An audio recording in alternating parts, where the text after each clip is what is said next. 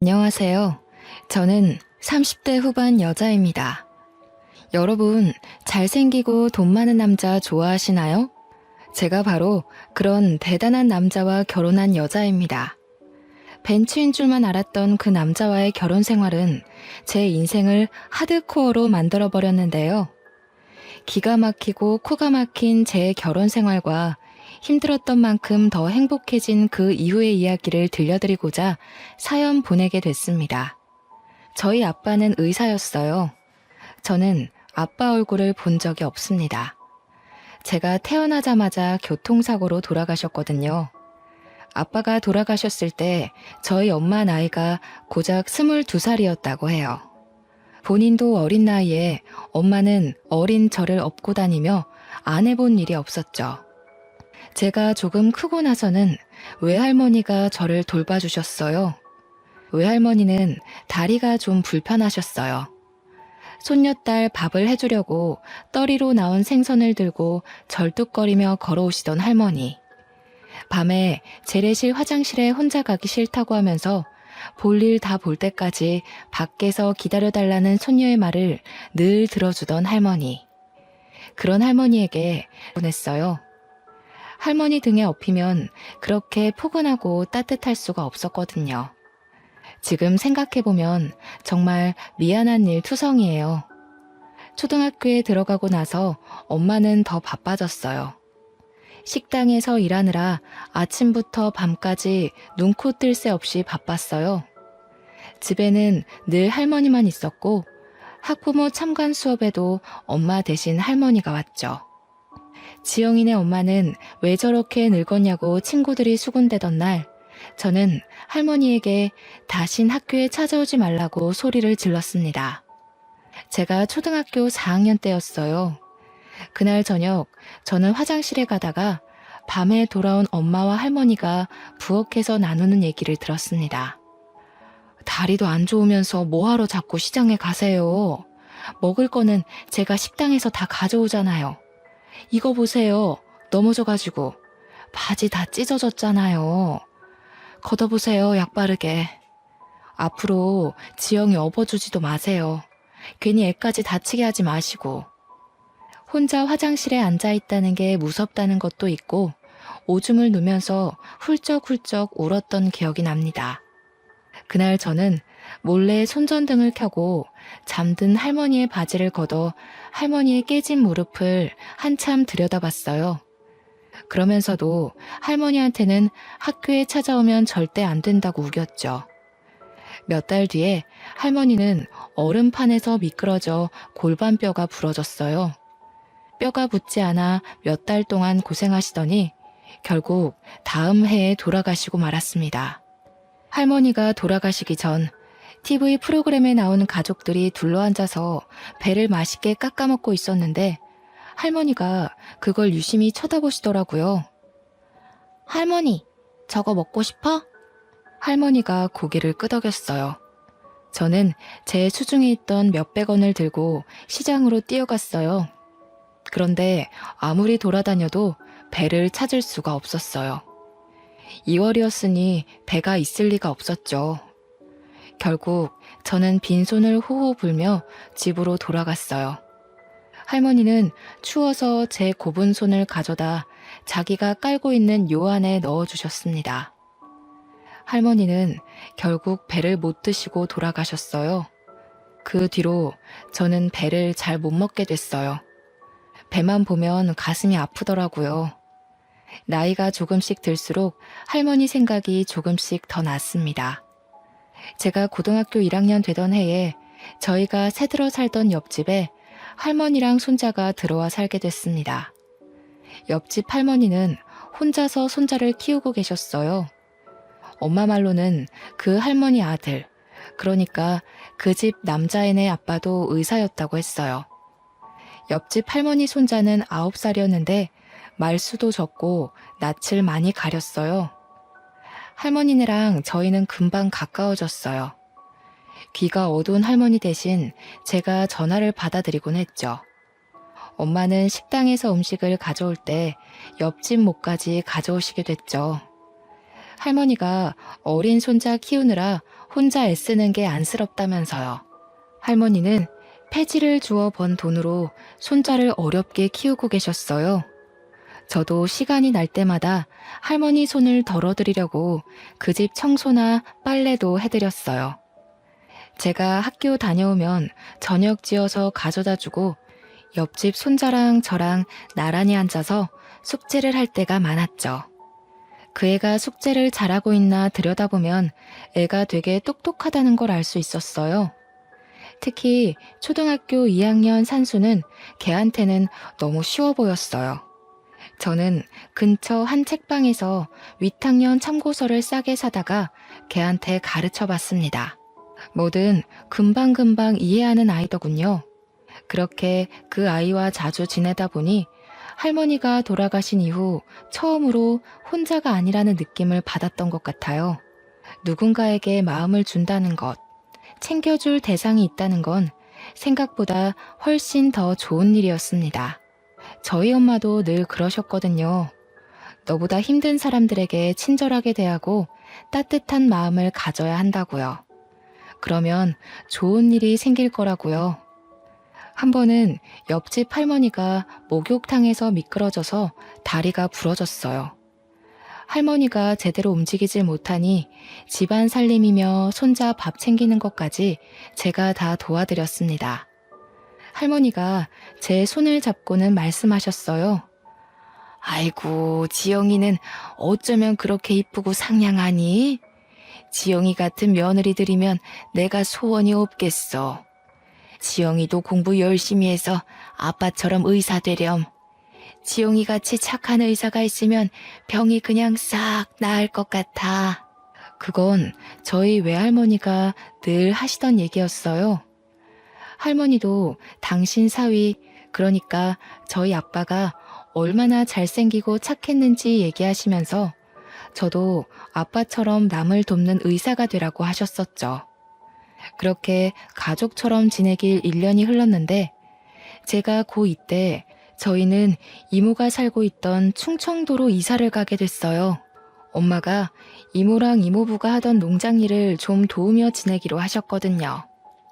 친구들이랑 헤어지는 것도 슬펐지만 무엇보다 옆집 할머니랑 손자랑 헤어지는 게 슬펐어요. 할머니, 제가 자주 놀러 올게요.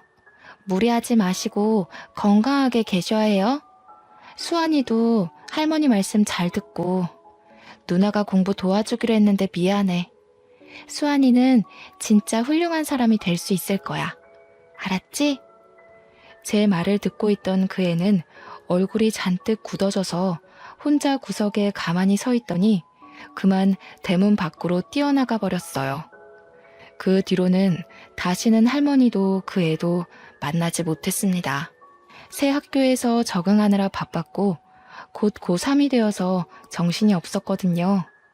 옆집 할머니랑 손자가 잘 지내는지 종종 생각이 났지만 얼마 뒤에 전화번호가 바뀌어 연락할 수 없게 됐어요. 나중에 찾아가 봤지만 이사 간 뒤였습니다. 그렇게 시간이 흘러 저는 대학에 가게 됐어요. 두 할머니는 제가 의사가 되길 바라셨지만 저는 사실 그렇게까지는 성적이 좋지는 못했어요. 의대는 못 갔지만 그래도 꽤 좋은 4년제 대학에 간호대를 갔어요. 열심히 공부해서 그 학교 대학병원에 취직도 했습니다. 간호사 일은 힘들었어요. 선배들 괴롭힘도 심했고 매번 환자가 돌아가시는 걸 봐야 하는 건 마음이 정말 힘들더군요. 그래도 아빠 생각도 나고 저는 남들 돌보는 일에 보람을 느끼며 일하고 있었습니다. 그리고 거기서 알게 된 남자가 저에게 구애를 하기 시작했습니다. 30대 중반의 성형외과 전문의였는데 시원시원한 이목구비에 키도 크고 비싼 스포츠카를 몰고 다니는 남자였죠. 한마디로 번지르르한 남자였습니다. 집이 엄청 잘 산다는 소문이 자자했어요. 병원에서 얼굴 좀 반반하다 하는 간호사들은 다들 그 사람 관심을 끌어보려 애쓰고 있었어요. 근데 저 진짜 궁금한 게 있는데 저 같은 애가 어디가 좋아서 이렇게 잘해주시는 거예요? 성훈 씨 주변엔 저보다 집안도 좋고 예쁜 여자들 많잖아요. 글쎄요. 저는 비슷비슷한 여자들은 질려서 말이에요. 그러니까 그게 그렇다기보다는 그 뭐랄까 예쁘고 그런 거는 다 소용없는 것 같아요. 지영 씨 같이 착한 여자가 최고죠. 사귄 지 6개월쯤 지났을 때 그 남자가 갑작스레 청혼을 하더군요. 다이아가 박힌 반지를 내미는데 그만 말문이 막히고 말았어요. 내 나이 35, 제 인생에 그렇게 비싼 반지를 받을 거라 생각해보지 못했거든요. 제 결혼은 처음부터 삐걱거렸어요. 시어머니는 식사 내내 저를 무슨 동물원 원숭이 마냥 안 입고 온 얼굴로 훑어보더니 결국 제가 잠깐 자리를 비운 사이에 남편에게 불만을 늘어놓고 있더군요. 아무리 아무나 못 드린다고 해도 그렇지. 어떻게 저렇게 빈티나는 애를 데려와? 저런 애들 우리 집안 돈 보고 달려들어서 어떻게든 빨아먹어보려고 기생충같이 들러붙는 건 몰라? 지영이는 진짜 그런 애 아니라니까요. 결혼 빨리 해야 하는데 그만 좀 하세요 진짜. 어휴, 고심 끝에 악수 둔다더니 제 아빠 닮아서 이상하게 촌스러운 여자들이나 좋아하지. 나중에 엄마 말 들을 걸 그랬다고 후회하지나 마라. 엄마는 너무 차이나는 결혼 아니냐면서 걱정을 하셨어요. 상견례 하고 나서부터는 더 걱정이 많아지셨죠. 지영아, 결혼은 신중하게 해야지. 아무래도 엄마는 마음이 좀 편치가 않네. 네 신랑도 그렇고 너무 잘난 집안인 것 같아. 우리 이쁜 딸 괜히 그 집안 사람들 등살에 속 썩는 거 아닌지. 너무 걱정하지 마세요. 부자들은 원래 자기 집에 누구 들일 때 깐깐하잖아요. 제가 들어가서 잘하면 생각이 바뀌실 거예요. 나 원래 어른들한테 이쁨 받는 스타일이잖아. 뭐가 그리 급했는지 남편 성화에 결혼은 번갯불에 콩 구워 먹듯 이루어졌어요. 병원에는 우리 둘이 결혼한다고 소문이 쫙 났고 절 질투하는 시선도 많았습니다. 전 아빠가 없이 자랐기 때문에 어릴 적부터 어서 빨리 저만의 따뜻한 가정을 꾸리고 싶다는 생각이 컸죠. 어쩌다 보니 나이만 잔뜩 먹었는데 이보다 더 괜찮은 남자를 만나기 어려울 거라는 생각을 했던 것 같아요. 괜찮을 거라고 엄마를 다독이면서 제 마음도 다독였던 것 같습니다. 하지만 그 집안 사람들이 좀 이상하다는 걸 알기까지는 오래 걸리지 않았어요. 부잣집 여자들은 자기들끼리 사교 모임을 하더군요. 시어머니는 거기에 저를 꼭 데려가야겠다고 하시는 거예요. 저는 그게 그래도 저를 가족으로 받아주려고 그러는 거라고 생각했어요. 그런데 그 반대였더군요. 시어머니는 저를 사람들한테 선보이고 품평하게 하려고 데려간 거였습니다. 처음 모임에 간 날 화장실에서 만난 시누이가 자기 친구 앞에서 제 차림을 보면서 비웃을 때부터 알아봤어야 했죠. 어머 언니, 그건 어디 옷이에요? 설마 시장에서 산 거 아니죠? 무슨 소리예요 아가씨, 이거 백화점에서 산 거예요. 백화점? 아, 서민들은 백화점 할인대를 그렇게 좋아한다던데. 그거 다 팔다 남은 거 파는 거잖아요. 설마 그런 데서 산 거예요? 하기는 오빠는 대체 자기 와이프 제대로 된 옷 하나 안 사주고 뭐한대? 야, 너 왜 그래? 자존심 센 너네 엄마가 어른이 다 챙겨서 데려오셨으려고. 야, 우리 엄마가 어떤 분이신데 며느리 옷까지 챙겨서 데려와? 우리 엄마는 아주 철두철미한 분이라고. 세상에 공짜가 어딨냐 이거지. 사실 맞는 말이잖아. 우리한테도 절대로 뭘 공짜로 안 주는 분인데 오빠가 그런 것까지 닮았나? 쪽팔리게 와이프를 저렇게 다니게 하면 어떡해. 너무 심한 말을 들으니까 오히려 말이 잘 안 나오더군요. 저는 얼굴이 화끈해진 채로 식사 자리로 갔어요. 어머, 피부 좋은 것 좀 봐. 성훈이가 만나던 여자들이랑은 그 뭐랄까 종류가 완전히 다르네.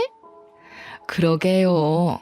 성훈이 원래 글래머러스한 스타일 좋아하지 않나? 대체 무슨 바람이 불었대? 나도 그게 의문인데 그래도 뭐 장점이 있겠지 하면서 보는 중이야. 자기들도 좀 봐줘. 물건도 마음에 안 들면 반품하는데 내 아들 인생 망치는 일 없게 하려면 질이 어떤지 빨리빨리 뜯어봐야 하잖아. 아유, 미연 씨도 참 말 돌려 안 하는 건 알아줘야 한다니까. 성훈이가 이 여자 저 여자 만나고 다녀도 공부는 잘했잖아. 그래도 머리가 있으니 생각을 했겠지. 부자들은 생각하는 게 좀 다른 걸까요? 정말 다시는 가고 싶지 않은 자리였습니다. 남편과 사는 고급 맨션은 보기에나 번쩍번쩍하지 살기에 좋은 곳은 아니었습니다. 숨이 막히는 곳이었죠. 소박하지만 마당에 꽃도 키우고 상추도 키우며 마당에 앉아 가족들이랑 이웃이랑 도란도란 이야기를 나눌 수 있던 옛날 집이 그리웠어요. 결혼한 지 채 2달도 되지 않아 남편은 밥 먹듯 외박을 하기 시작했습니다. 외박을 하지 않는 날이면 술 냄새를 잔뜩 풍기고 새벽에 들어오기가 일쑤였죠. 어디 갔다 왔냐고 물어보면 하는 말이 인생의 즐거움을 찾으러 갔다 왔다나요? 그 사람이 말하는 즐거움이라는 게 뭔지 아는데도 오랜 시간이 걸리지 않았죠. 여자 향수 냄새를 잔뜩 묻히고 오기가 일쑤였으니까요. 하루는 금방 온다고 해놓고 안 오길래 새벽에 지하주차장에서 기다리고 있었어요. 남편 차가 들어오길래 반가운 마음에 가까이 가려는데 웬 여자가 술에 취해 몸도 못 가누는 남편을 부축해서 내리더군요. 전 주차장에 서서 굳어버렸습니다. 후들후들 떨리는 다리에 겨우 힘을 주고 집에 들어갔더니 남편은 소파에 널브러져 있더군요. 남편 주머니에서 핸드폰을 꺼내 열어봤어요. 미진이, 희영이니 하는 수많은 여자들과 전화와 문자를 주고받은 걸 보고 할 말을 잃었어요. 그날 뜬 눈으로 밤을 지새웠습니다. 저번에 그 여자는 누구야? 당신 새벽에 온 날 옆에 웬 여자가 같이 왔던데? 언제? 새벽에 들어온 날이 하도 많아서 모르겠는데. 안 들어온 날이 더 많던가? 집이 너무 지루해서 말이야. 오고 싶어야 말이지. 지루해서 그렇게 이 여자 저 여자 건드린다는 거야? 누구 말하는 거지? 왜? 안 돼? 그러니까 당신이 좀 안 지루하지 그랬어. 당신 같은 여자는 좀 다를 줄 알았는데 하나도 다를 게 없더라고. 결혼이 이렇게 재미없을 줄이야. 지금 그걸 말이라고 해? 당신 진짜 제정신이야? 재미없으면 무슨 짓이든 다 해도 돼? 하면 안 되는 이유는 또 뭔데? 간통죄로 고소하려고? 하려면 해봐. 빈손으로 와서 내 집에 빌붙으면서 그 정도도 못 참아주냐? 하기는 우리 엄마 말대로 너 같은 애들이 하는 짓이란 게 다 그런 거겠지 뭐. 눈치도 없고 염치도 없고. 그 와중에 저는 시어머니랑 신우한테 사교 모임에 끌려다녀야 했습니다. 그 모임을 생각하는 것만으로도 죽을 맛이었어요. 바보 같은 생각이지만 그때는 그것도 안 하면 그대로 이혼일지도 모른다는 생각에 거부할 수가 없었어요. 아이고, 지영씨 잘 지냈어? 어떻게 얼굴이 좀 안 좋아 보이네? 하기는 성훈이 같은 남자랑 살기가 쉽지 않지? 시어미도 시어미인데 성훈이가 진짜... 성훈이가 우리 딸 싫다 그러길 천만 다행이었달까? 요즘 일이 힘들어서요. 세화 아주머니는 잘 지내셨어요? 아주머니는 갈수록 더 이뻐지시는 것 같아요. 나? 내가? 어머, 고마워. 남들이 그렇게 말하면 빈말 같은데 지영씨가 말하면 진짜 같다니까. 그렇게 말해주니까 내가 또 좀 미안해지네. 지영씨는 뭐 진짜같이 말하는 기술이라도 있는가 봐? 진짜예요. 얼른 들어가요. 다들 기다리고 있겠어요. 왜 이제 오니? 아이고, 저 꼬락서니 옷 못 입는 건 여전하구먼. 우리 집안 이제 백화점이랑 장학재단도 운영해야 하는데 저런 애가 성훈이 옆에 있어야 한다니 앞날이 아주 그냥 캄캄하네. 진짜야? 그거 다 성훈이네한테 물려주는 거 맞아? 결혼도 했는데 여태까지 안 물려주는 거 보면 뭐 다른 수가 있는 거 아니었어? 이 여편 애들이 알지도 못하면서 그 촌스러운 노인네가 그 많은 재산 가지고 뭘 하겠어? 그냥 욕심나서 안 주고 있는 거지. 어차피 얼마 살지도 못할 거 왜 그렇게 끌어안고 있는지 물려줄 데도 없으면서 이승에 무슨 미련이 남아서 그날까지 펄펄 살아있는지 원. 펄펄 살아있는 건 아니지.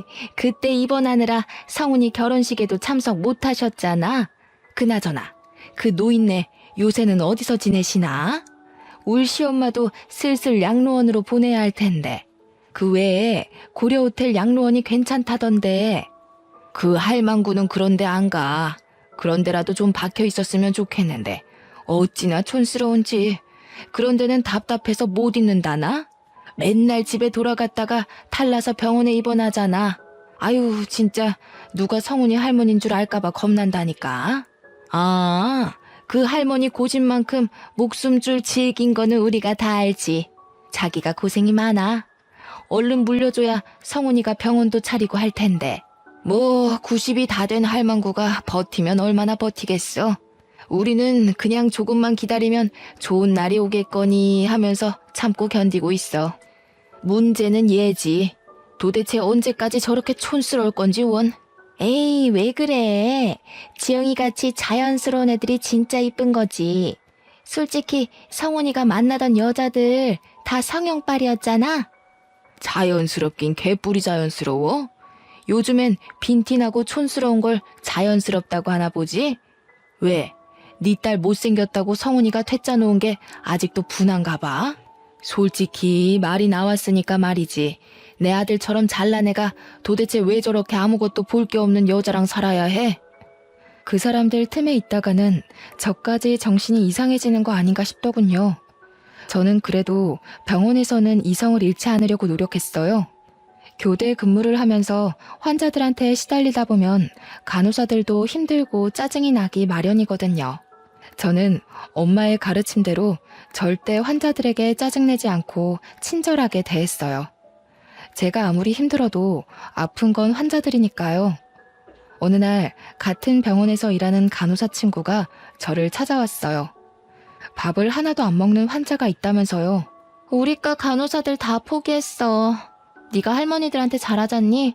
한번 얘기 좀 해봐. 저러다 돌아가시겠어. 가봤더니 비쩍 마른 할머니 한 분이 계시더군요. 다리가 부러지셨는데 입맛이 없다면서 하루에 한 끼도 제대로 안 드신다는 거였어요. 저는 어릴 때 저희 할머니가 다쳐서 누워 계셨던 모습이 생각나서 마음이 찡했어요. 할머니 손을 잡고 왜 밥을 안 드시냐고 물어봐도 할머니는 대답을 안 하셨어요. 걱정이 되어서 저는 하루에 2번씩 할머니를 찾아갔어요. 며칠 동안 할머니는 한마디도 안 하셨어요. 할머니, 안녕하셨어요. 오늘 날씨가 참 좋죠? 오늘 고등어 반찬이 나왔던데 식사는 좀 하셨어요? 저는 고등어를 좋아해요. 저 어릴 때 저희 할머니가 저 주시려고 자반 고등어를 얻어오시곤 했거든요. 저는 지금도 그때 먹었던 고등어 반찬이 세상에서 제일 맛있는 음식이었던 것 같아요. 그때까지 꿈쩍도 안 하시던 할머니가 갑자기 치마 속을 뒤지시더라고요. 할머니는 치마 속에 숨겨놨던 박하사탕 하나를 꺼내더니 제게 주셨어요. 이거 저 주시는 거냐고 했더니 말없이 고개만 끄덕이셨어요. 저는 그 사탕을 소중히 품고 집에 돌아갔습니다. 다음날 할머니에게 또 찾아갔어요. 사탕 맛있게 잘 먹었어요, 할머니. 어쩐지 답답한 이 좀 시원해지는 것 같지 뭐예요? 할머니가 주신 사탕에 무슨 마법이라도 들어있었나? 저한테 맛있는 거 주셨는데 할머니한테도 맛있는 거 드리고 싶어요. 뭐 드시고 싶은 거 없으세요?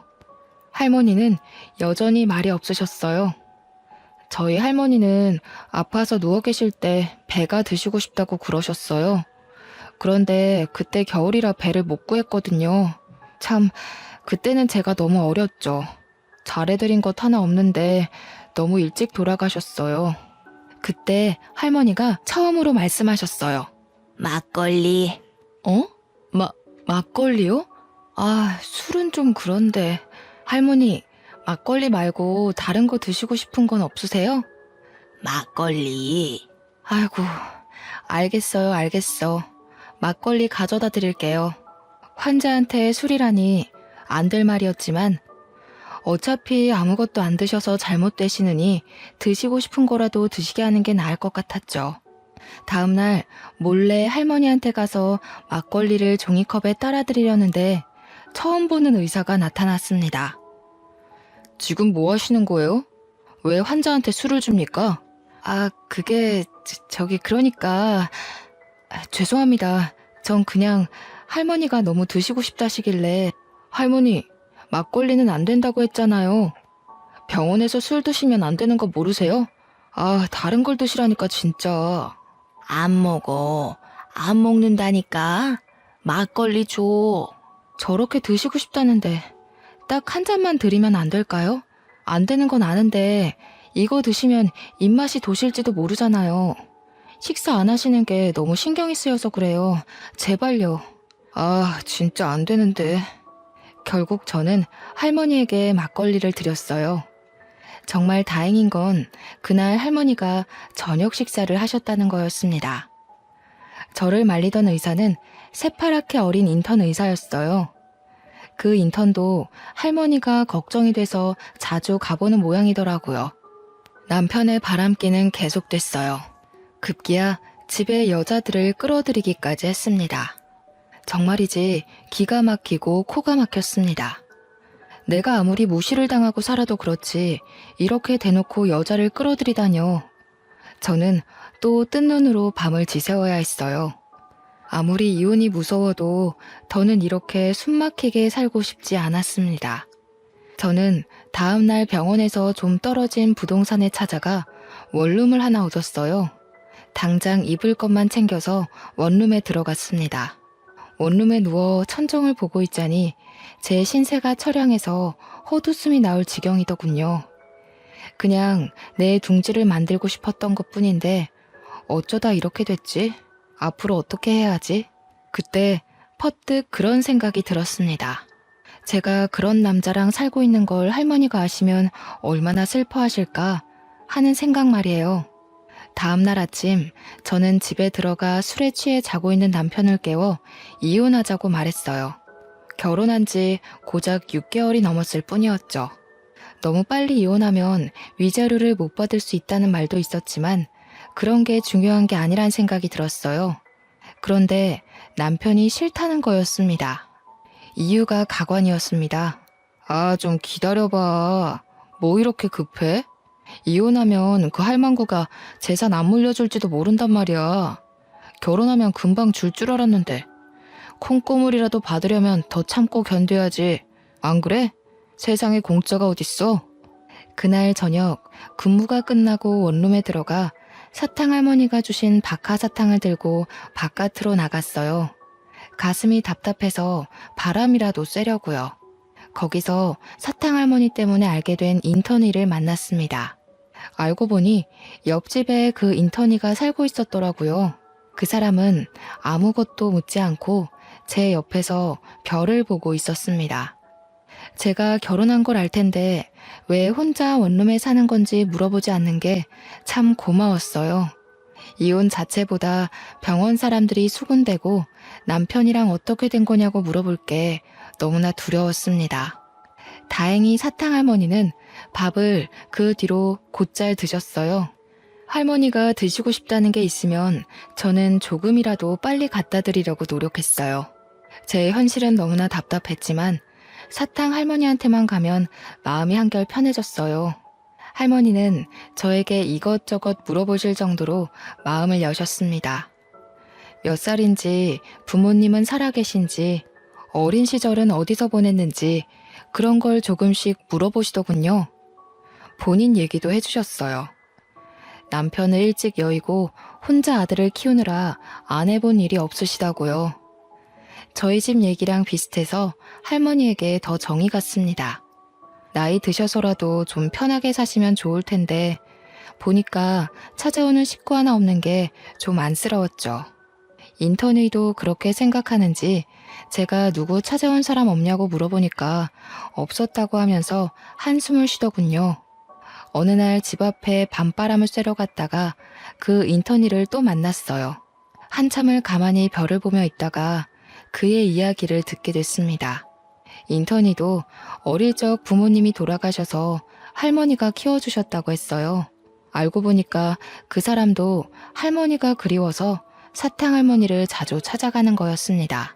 할머니가 그리울 때마다 별을 봐요. 할머니가 저한테 아빠처럼 의사가 되라고 자주 말씀하셨거든요. 그런데 의대 합격하기 전에 돌아가셨어요. 의사 가운 입은 모습 꼭 보여드리고 싶었는데 그 사람 옆에서 별을 보고 있으려니 어쩐지 혼자가 아니라는 기분이 들었습니다. 평화는 오래가지 않았어요.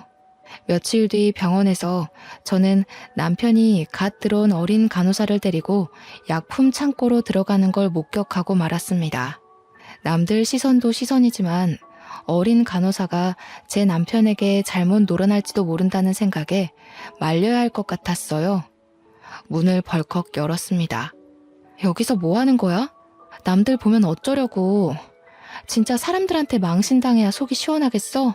거기 신입도 이 사람하고 엮이지 말아요. 입사하자마자 사람들 입방아에 오르내리고 싶어요? 어허, 이거 집 나간 여자가 왜 말이 많아?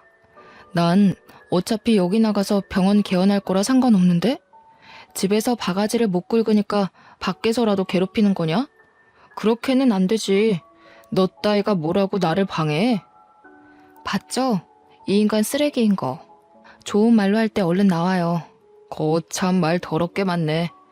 너는 그냥 입 다물고 내 대회용 와이프 노릇이나 하면 돼. 재미없어도 내가 데리고 살아준다잖아. 앞으로 백화점도 생기고 재단도 생길 텐데 뭔 불만이 그리 많아? 그냥 입만 다물고 있으면 된다니까.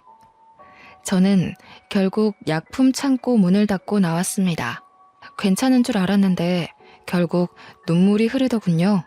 눈물을 훔치며 화장실 쪽으로 가는데 옆집 인턴이와 딱 마주쳤습니다. 왜 우냐고 얼굴에 물음표를 잔뜩 띄우고 물어보는데 전 별일 아니라면서 화장실 쪽으로 도망쳤어요. 그런데 그 사람이 남편이 들어가 있는 약품 창고 문을 벌컥 여는 게 아니겠어요? 아, 세준 씨, 거긴 안 돼요. 그냥 가던 길 가시라니까. 창피한 마음에 말려봤지만 그는 이미 모든 걸 목격한 후였죠. 그날 시어머니로부터 다음 모임에 참여하라는 호출이 왔습니다. 저는 시어머니를 만나 단판을 지으려고 일단 찾아갔어요. 남편이 지금까지 심하게 바람을 피웠고 지금 별거 중이며 병원에서까지 여자들을 건드리고 다닌다는 걸 알리며 이혼하겠다고 말했습니다. 그런데 이 집안 사람들은 저를 실망시키는 법이 없더군요. 시어머니는 뭐 그런 걸 가지고 소란을 피우냐는 얼굴이었습니다. 그게 다야? 뭐 별것도 아니구먼. 우리 아들같이 다 가진 남자랑 살면서 그 정도도 없을 줄 알았어? 우리가 물려받을 재산이 얼만데 세상에 공짜가 어디 있니? 성훈이가 너랑 이혼한다고 안 하는 것만 해도 다행인 줄 알아. 그래요, 언니. 언니가 지금 이혼하면 언감생심 우리 오빠 같은 남자 만날 수 있을 것 같아? 아니, 나이가 그렇게 많은데 결혼이나 할 수 있을까 모르겠네. 솔직히 나이가 문제가 아니긴 하지. 스타일이 그렇게 촌스러워서야 남자들이 거들떠나 보겠어요? 이혼이야 소송하면 되지만 솔직히 전 그 모든 걸 감당할 자신이 아직도 없었어요. 다음날 답답한 마음을 안고 사탕 할머니를 찾아갔습니다. 그동안 사탕 할머니는 뼈가 무사히 붙어 내일이면 퇴원을 하게 되었어요. 할머니가 무사히 나와서 정말 다행이에요. 그러니까 밥 잘 드셔야 한다고 했죠? 그래도 살도 좀 붙으시고 한결 좋아지셨어요. 할머니 퇴원 기념으로 제가 소원 하나 들어드리고 싶은데 혹시 바라는 거 있으세요? 네 남편이 이 병원 의사 조성훈이야? 그 엄마가 강남타워 사는 김미연이고 맞지? 네, 맞아요. 아이고, 우리 할머니는 귀도 밝으시네. 어떻게 그걸 다 하셨대? 하긴 사람들이 어지간히 떠들죠. 귀가 밝으신 거 보니까 밥도 많이 드실 수 있겠다. 밥 많이 먹어야 퇴원시켜드려요. 얼른 하세요. 그 인간 아주 인간 말종이지? 같이 살기 아주 더럽지? 말종도 그런 말종이 없지? 시엠이랑 해가지고 시동생도 아주 싹퉁머리를 밥 말아 먹었지? 아니, 그걸 어떻게... 아니에요, 할머니. 저희 남편이 얼마나 저를 아껴주는데요. 그날 사탕 할머니는 목욕탕에 가고 싶다고 하셨어요. 동네 목욕탕에 가고 싶으시다고 그게 소원이라고 하셨습니다. 인턴의 세준 씨의 도움을 받아서 할머니를 모시고 가까운 목욕탕으로 갔어요. 저희 할머니를 씻어드리는 심정으로 구석구석 씻어드렸습니다. 오히려 제가 한을 푸는 느낌이었어요. 목욕을 하고 나와서 우유를 하나 사드렸더니 할머니는 저한테 너는 소원이 없냐고 물으셔요. 저는 돌아가신 할머니가 보고 싶다고 했습니다. 제 소원은 돌아가신 할머니에게 배를 사드리는 거였으니까요. 사실은 제가 지금 이혼을 해야 할 것 같거든요. 정말 좋은 가정을 꾸릴 수 있을 줄 알았는데 제가 겉모습만 보고 단단히 착각한 거였어요. 결혼한 남자를 고를 때는 저희 엄마 말대로 신중하게 생각을 했어야 했는데 제가 정말 바보였어요. 그러게, 너 같은 애가 어쩌다 그런 인간 말종이랑 결혼을 했어? 엄마가 말릴 때 들었어야 했는데 이제 와서 이혼한다 그러면 엄마가 얼마나 속상해 하실지. 저는 그렇다 쳐. 엄마가 속상해 하실 거 생각하면 시어머니가 그 집 사람들이 저를 투명인간 취급해도 참아야 하는 거 아닌가 하는 생각이 들어요. 참긴 뭘 참아. 네가 무슨 열부라고 그딴 것들을 참고 있어? 이혼 그거 별거 아니여. 내가 살아보니까 말이여, 세상에 별일이랄 거 하나도 없어. 그저 자기 사람들하고 재밌게 살면 되는 거요. 네가 엄마 때문에 그런 놈이랑 이혼 못한다는 거 알면 네 엄마가 퍽이나 좋아하겠다. 할머니가 핀잔 주듯 말씀하시긴 했지만 그렇게라도 털어놓으니 마음이 한결 홀가분하고 할머니 말씀이 맞는다는 생각이 들었어요. 다음날 사탕 할머니한테 가보니 이미 태어나신 후였어요. 그런데 간호사 하나가 저한테 김양순 할머니가 전해주라고 했다면서 봉투 하나를 건네더군요. 봉투 안에는 A4 용지에 인쇄된 편지가 한 장, 그리고 유언장이 들어있었습니다.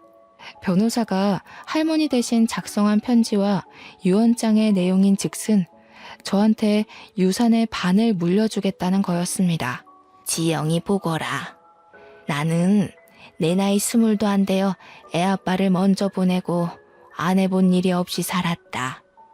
열심히 하면 나라고 떵떵거리며 살지 못하리라는 법이 없으리라고 생각했어. 안 해본 일이 없었지. 닥치는 대로 일했단다. 결국 강남이 개발되기 전에 산 땅값이 어마어마하게 불어났고 나는 서울에 백화점을 갖게 되었단다. 부자가 되어 떵떵거리는 거, 그게 그렇게 소원이었는데 그것도 별거 아니더구나. 남편을 일찍 보낸 것도 모자라 아들까지 일찍 보내고 나니 정말 사는 낙이 없었어. 돈이 아무리 많으면 뭐하겠니? 즐거운 일을 나눌 사람이 없는데.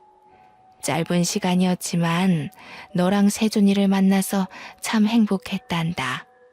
내 증손주조차 내가 저 일하는 병원에 입원해도 창피하다고 한 번도 찾아오지 않았는데 너희들이 매일같이 찾아와줘서 얼마나 즐거웠는지 모른다.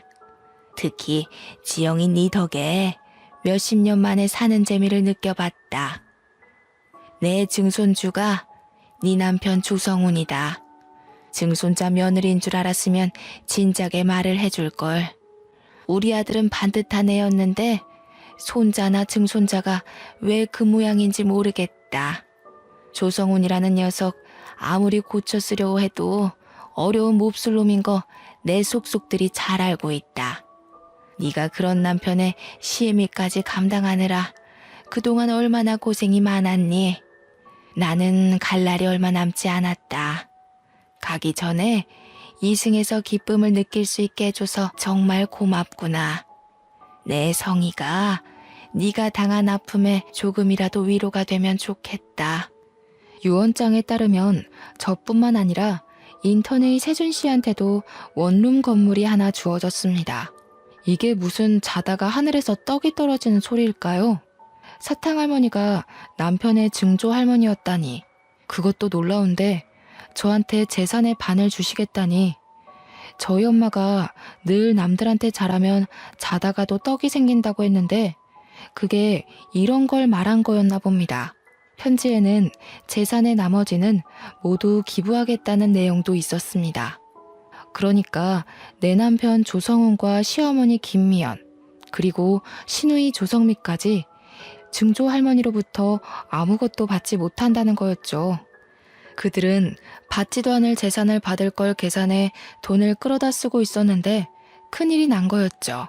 대학병원 탈출한다고 노래를 부르던 남편은 대출을 내서 병원을 꾸려 이제 개업만 앞둔 상황이었습니다. 남편은 결국 다 차려놓은 병원을 몽땅 빚으로 떠안게 되었습니다. 돈도 돈이지만 의사 면허를 잃었거든요. 남편이 약품 창고에 들락거리는 걸 이상하게 생각한 인턴의 세준 씨가 남편이 마취약품을 몰래 빼돌린다는 사실을 알게 됐고, 조사 끝에 남편이 그 약품들을 각성제 등의 용도로 엄청나게 복용하고 있다는 것이 밝혀졌습니다. 어쩐지 그 인간 하는 짓이 정상은 아니긴 했죠. 저는 세준 씨에게 감사 인사라도 해야 할 것 같아서 음료수를 들고 세준 씨 집 앞으로 갔어요. 초인종을 누를까 하다가 그냥 음료수만 두고 오려는데 문이 열리고 세준 씨가 나왔습니다. 고마웠다고 인사라도 하려고 왔어요. 이제 자주 못 뵐 것 같아서. 절 위해서 하신 일은 아니겠지만 덕분에 남편한테서 벗어날 수 있게 된 것 같아요. 세준 씨도 부모님 없이 어렵게 큰 것 같던데. 할머니가 세준 씨 것도 남겨주셔서 다행이에요. 저한테 다 주시긴 했지만. 받을만 하니까 주셨죠. 지영 씨는 받을 자격 있어요. 제가 그걸 다 어디다 쓴다고 저한테 그렇게 큰 돈을 물려주셨는지. 아무튼 다음 주에 할머니 뵈러 갈 건데 괜찮으시면 저랑 같이 가요. 돈이야 좋은 데 쓰면 되죠. 근데 아직도 저 모르시겠어요? 예? 모른다니 뭘. 저 수환이에요. 옆집 살던 지수환이요. 누나가 저 공부도 가르쳐주고 밥도 해주고 그랬잖아요. 할머니가 이름 바꿔야 한다고 바꿔주신 건데 아무리 그래도 그렇지 어떻게 그렇게 몰라보세요? 저는 누나 보자마자 알아봤는데.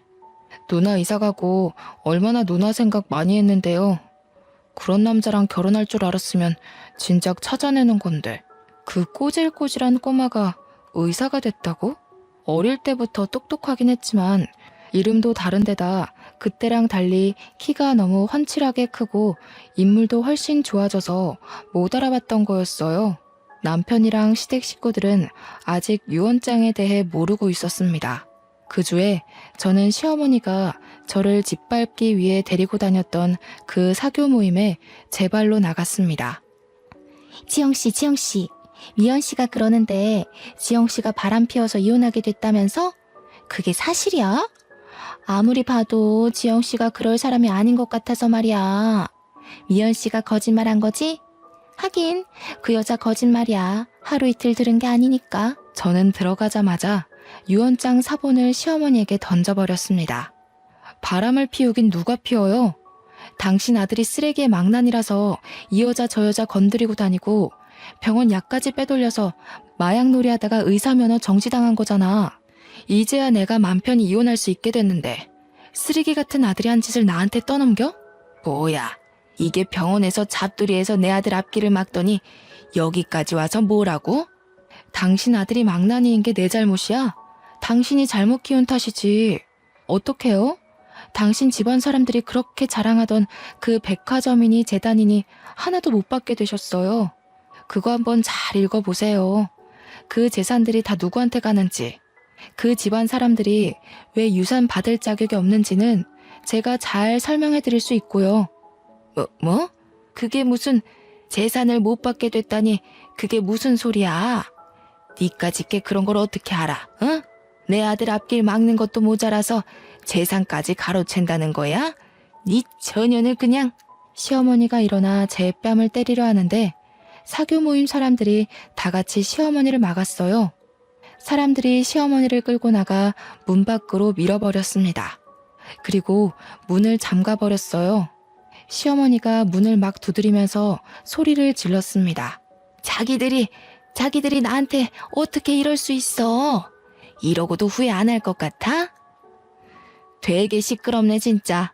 진작에 끌어냈어야 하는 건데 저 품이 없는 소리 듣는 것도 하루 이틀이지 귀가 썩을 것 같았다니까. 맞아요, 맞아. 아유, 진짜 어찌나 천박한지. 우리가 어이없어서 어떻게 하나 보려고 어울려주는 것도 모르고 자기가 무슨 여왕님이라도 된 것처럼 굴잖아. 가진 것도 쥐뿔도 없는 게. 저는 받은 유산의 대부분을 사회에 환원했어요.